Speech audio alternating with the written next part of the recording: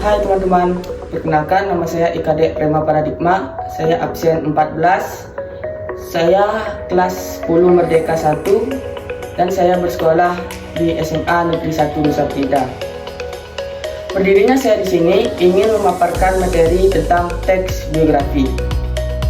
Adapun materi yang saya ingin sampaikan terkait teks biografi, yang pertama, pengertian teks biografi. Pasti teman-teman sebagainya belum tahu apa sih pengertian biografi itu. Jadi saya ingin menjelaskan, pengertian teks biografi itu berasal dari bahasa Yunani, yaitu bios dan grafin.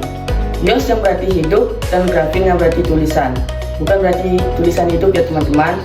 Teks biografi juga dapat diartikan sebagai teks yang mencakup seluruh ruang lingkup kehidupan tokoh yang diceritakan, mulai dari identitas pribadi, tempat kelahiran, latar belakang, dan lain sebagainya.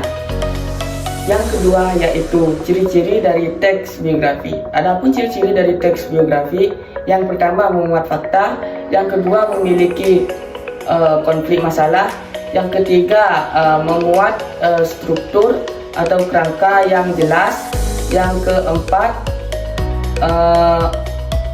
memiliki pesan pembelajaran atau amanat, yang kelima terpaku pada sejarah, yang keenam memiliki tempat setting. Yang ketiga yaitu struktur teks biografi.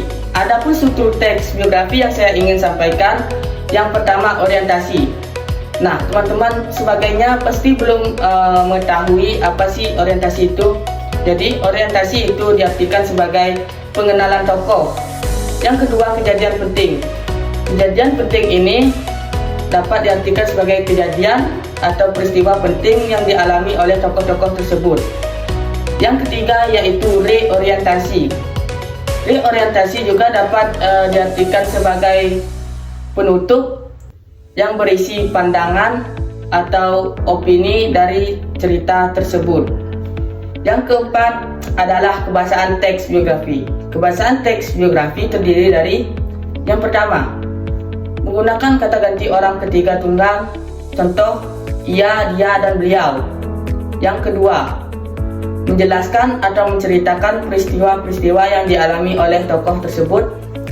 Yang ketiga, memberikan informasi mengenai tokoh-tokoh. Yang keempat, menjelaskan peristiwa yang dialami oleh tokoh. Yang kelima, menggambarkan peran dari tokoh itu. Yang keenam, menjelaskan atau menggambarkan waktu. Yang kelima, nah yang terakhir ini, banyak yang mengira bahwa membaca teks biografi itu tidak ada manfaatnya sama sekali. Justru itu salah. Saya ingin menjelaskan bahwa teks biografi ini banyak manfaatnya bagi pembaca.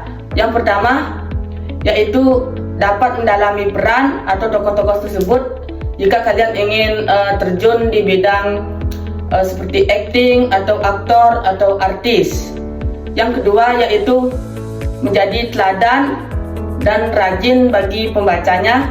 Yang ketiga, kalian dapat termotivasi dan pikiran kalian itu kreativitas.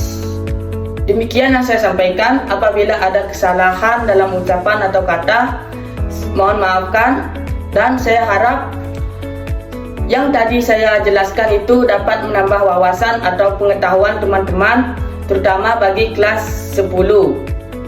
Sekian, terima kasih.